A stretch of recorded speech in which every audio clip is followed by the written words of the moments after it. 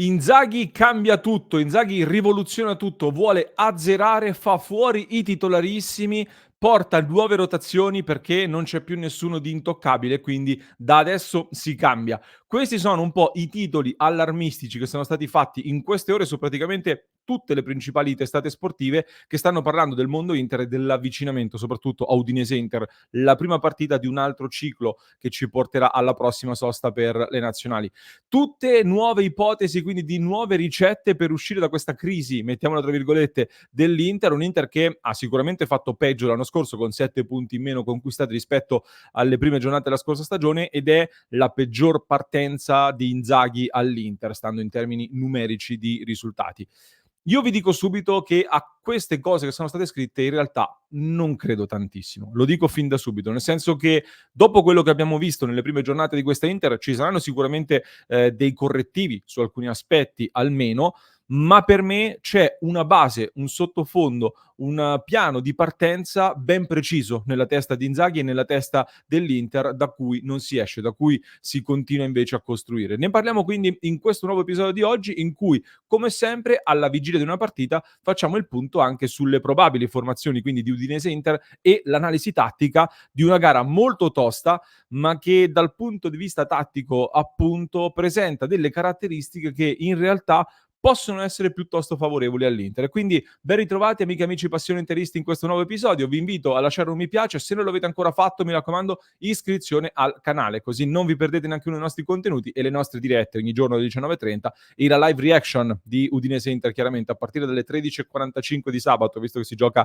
alle 15 e vi aspettiamo. Qual è allora la mia teoria su cui sto ragionando? Vi ho già portato la mia teoria da diverse settimane e aggiungo ogni settimana nuovi elementi. Secondo me Inzaghi è tutt'altro che in confusione, come invece dicono in tanti. Anzi, secondo me sta ragionando molto sul poter fare una stagione alla Manchester City con le dovute proporzioni. L'ho detto più volte in queste settimane parlando in termini proprio di impostazione della preparazione e volontà di decollare più avanti in stagione perché poi c'è da arrivare in fondo ad un'annata che sarà lunghissima, visto che si chiude a luglio con il mondiale per club. Sempre che sul mondiale per club, tra l'altro ci saranno novità nelle prossime ore e ve ne parleremo. Ma ora me ne convinco anche dal punto di vista della gestione dei calciatori a disposizione di questa nuova idea e di questo piano. Mi spiego. Tante volte si è parlato di come le stagioni vincenti, soprattutto nell'Inter, ne abbiamo parlato, abbiano avuto dentro sempre un elemento di novità, cioè c'è stato un momento in cui sono arrivate delle svolte tattiche soprattutto, da cui poi la stagione è decollata fino alla vittoria finale. E in questi giorni abbiamo discusso molto sul fatto che Inzaghi dovesse anche innovarsi, trovare delle nuove vie, delle cose nuove per poter essere meno leggibile nei confronti di alcuni avversari. Se ne è parlato dopo Monza e dopo il Milan soprattutto, detto che secondo me sono due partite che hanno delle specifiche importanti per cui non tutti potranno replicare quello che è stato fatto per fermarci. Come ho ripetuto più volte però settembre-ottobre è il periodo in cui Inzaghi all'Inter ha diciamo calibrato la stagione, ha fatto dei test, ha provato delle cose su cui poi ha costruito tutto il resto della stagione. Secondo me quest'anno la cosa non cambia. Qualcosa di nuovo dal punto di vista tattico si sta già vedendo. Vi ho parlato dopo la gara con l'Atalanta della posizione di Di Marco che viene molto più in mezzo al campo e che sta facendo un lavoro differente. Ci sono delle rotazioni ancora più ricorrenti secondo me tra terzo e quinto lì a destra che verranno poi affinate. Attenzione a Zielinski, occhio a Zielinski secondo me. Ho partecipato nelle scorse ore a una trasmissione dove c'era un giornalista polacco che segue da vicino la nazionale e mi raccontava di come in Polonia lo hanno visto meglio da regista addirittura che da mezzala in nazionale e quindi lui dice che quello sarebbe il suo ruolo. E allora in una logica magari di inserire anche Frattesi nelle rotazioni, perdi qualcosa in palleggio, l'idea di poter avere Zielinski insieme a Ciala che ti fanno un po' da doppio playmaker e ti sganciano, ti liberano un pochino di più Frattesi, per esempio è un'altra novità su cui secondo me si può lavorare e da tenere d'occhio. Ma la novità più grande su cui secondo me sta lavorando davvero Inzaghi è l'allungamento della rosa, cioè il renderlo il più profondo possibile questo organico a disposizione. Nel senso che oggi tutti i giornali parlano di un Inzaghi che azzera le gerarchie e fa fuori i titolarissimi. Quindi se anche sei un suo fedelissimo ma non stai bene, vai fuori. Chiaro che se non stai bene non giochi assolutamente, però vieni messo in una chiave del tutti sono a rischio sostanzialmente. Inzaghi secondo me invece con le sue scelte in questa fase sta cercando di portare più alternative possibili al livello dei titolari e questo secondo me lo vediamo anche passando tramite delle scelte come Bissek, Taremi e lo stesso Zielinski che sono andati in campo a Manchester, per fare un esempio, in una partita che secondo molti è stata la partita su cui si è riversata troppa importanza, eppure ci si è andato con 3 giocatori che di fatto sono ad oggi alternative. E questo secondo me è molto indicativo di quello che vi sto dicendo, cioè per far decollare la stagione e arrivare fino in fondo, oltre alla parte tattica e trovare delle situazioni meno leggibili per gli avversari, secondo me Inzaghi vuole attingere sempre più sulle rotazioni, diciamo così, dalle rotazioni, sia dentro la partita chiaramente che da una partita all'altra. Nel gestire il triplo impegno, dicevamo, dopo la scorsa settimana tra Monza, City e Milan, bisogna aver tirato fuori delle indicazioni da sfruttare bene nel prossimo ciclo di gare tutte ravvicinate. E quindi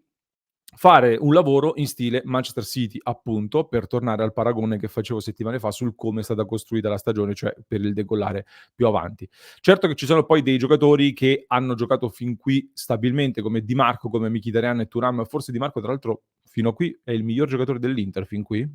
Ci stavo pensando adesso, probabilmente sì. Chiedo un po' che cosa ne pensate anche voi. Ma,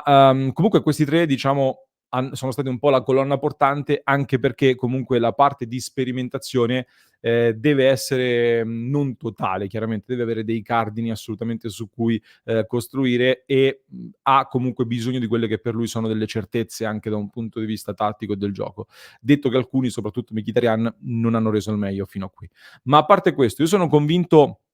che continueremo a vedere delle rotazioni che soprattutto in questa fase prenderanno ancora di più in considerazione lo stato di forma dei singoli più che i nomi appunto a disposizione, cioè nel derby la sensazione è stata molto che Inzaghi abbia voluto schierare più i nomi forse che lo stato di forma dopo Manchester, per quelle che sono state poi le prestazioni che abbiamo visto in campo. E poi sono stati fatti invece dei cambi per preservare alcuni giocatori dagli infortuni e ha inserito dei giocatori che vuole tenere sul pezzo, per tenerli più vicini possibile ai titolari come rendimento. Adesso abbiamo un ciclo difficile secondo me, ma con una partita di Champions sicuramente più alla portata rispetto al Manchester City, visto che martedì si affronta la Stella Rossa a San Siro. Quindi a maggior ragione è il momento di ruotare puntando forte e con coraggio su chi sta meglio per portare sempre più al livello dei titolari anche le alternative. Per questo motivo, venendo a Udinese-Inter che si gioca sabato alle 15, la probabile formazione dell'Inter prevede Sommer in porta,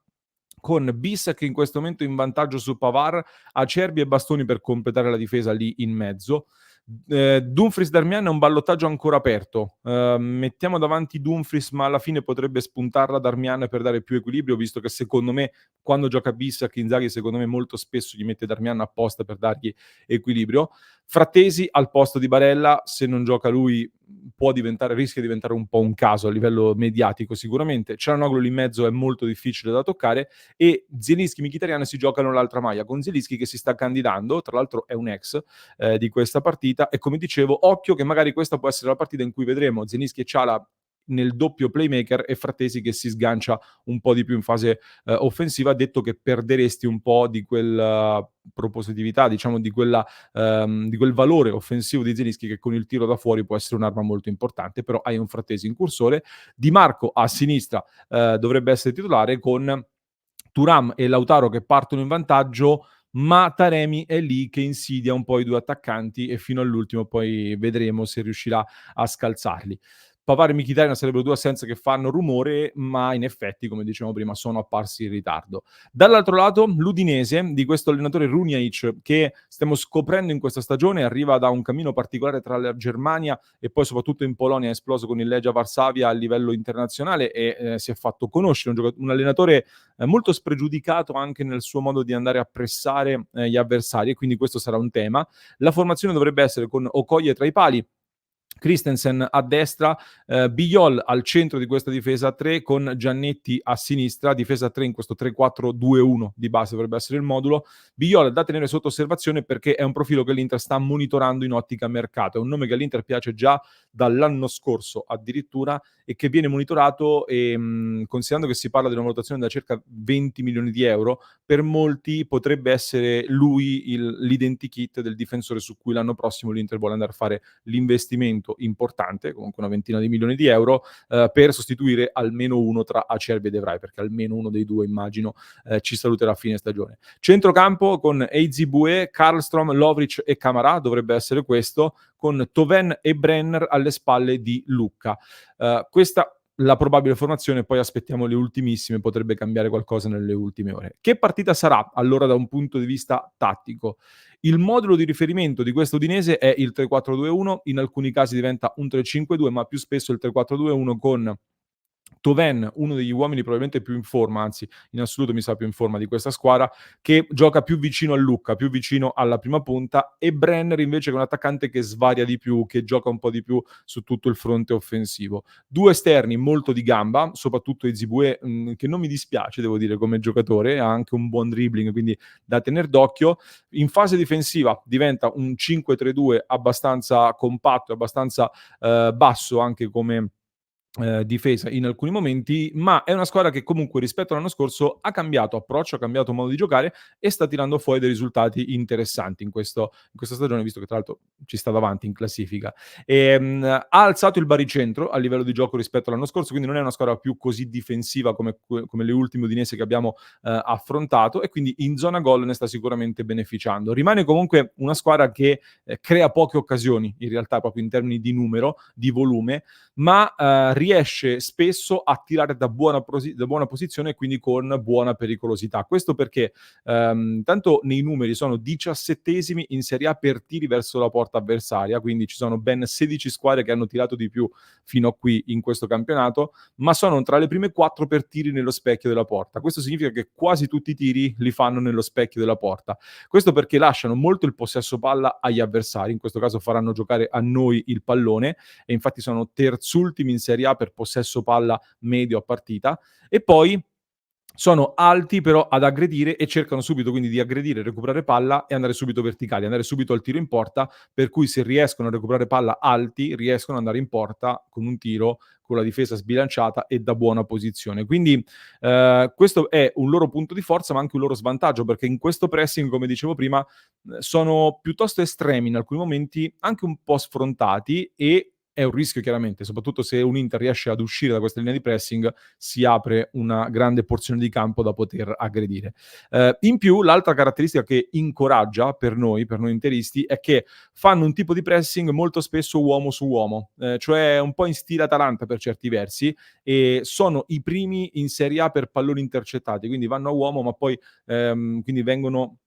molto a recuperare palla e a tentare l'intercetto. Quindi è un atteggiamento aggressivo che per noi può essere un vantaggio, perché contro avversari così come l'Atalanta stessa, con questo tipo di pressing abbiamo sempre fatto bene, e può essere per loro molto rischioso quindi affrontarci in questo modo. Ci sono però due complicazioni dall'altro lato da tener d'occhio. La prima è che loro sono molto forti fisicamente, sporcano molto le partite, quindi nei dati sono quinti in Serie A per falli commessi, sono secondi per cartellini gialli e rossi presi, quindi diciamo a livello di disciplinare sono la seconda squadra più punita. Sul piano fisico sono una delle squadre più difficili da affrontare in assoluto, e questo per un Inter che non è al top della forma può essere davvero un problema. Secondo problema, dal punto di vista psicologico, l'Inter non è nel miglior momento assoluto, e storicamente ad Udine per l'Inter è sempre molto difficile. Mentre loro hanno iniziato molto bene la stagione, sono abbastanza sgombri mentalmente, pur avendo giocato male a Roma. A Roma hanno giocato in maniera molto più difensiva e ne hanno presi 3 e hanno perso male, mentre in settimana hanno giocato la Coppa Italia, però hanno vinto con la Salernitana e hanno fatto un ampio turnover, quindi non dovrebbero essere stanchi dal punto di vista fisico, però degli interpreti comunque hanno giocato. Per cui è una partita che si presenta presenta tosta sulla carta, ma comunque è una squadra che concede abbastanza. Sono terzi in Serie A per tiri concessi agli avversari, quindi in difesa subiscono, per cui se si abbassano e giocano come fatto contro la Roma, lasciano a noi il pallino del gioco con poco pressing, li chiudiamo dietro e alla fine in un modo o nell'altro un gol lo prendono. Se ci pressano invece più alti, la partita si fa più aperta, si fa anche più bella per gli spettatori,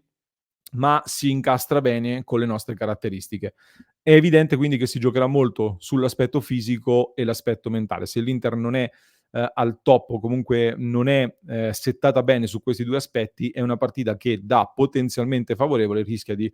complicarsi. Questa è la nostra analisi, quindi in vista di Udinese Inter e non solo. Fatemi sapere un po' che ne pensate della mia teoria e di questa analisi, se siete d'accordo con i dati. Certo che siete d'accordo, i dati sono oggettivi, però con la lettura che do io di questi dati e delle partite che ho visto di questa Udinese. Vi aspetto su passioninter.club, dove queste analisi le approfondiamo ulteriormente e le facciamo anche insieme e vi portiamo tanti contenuti in più nella nostra community esclusiva di passioninter.club. Mentre vi lascio con un altro approfondimento che trovate in descrizione per chi ci ascolta in podcast, mentre per chi ci segue da YouTube vi basta cliccare qui.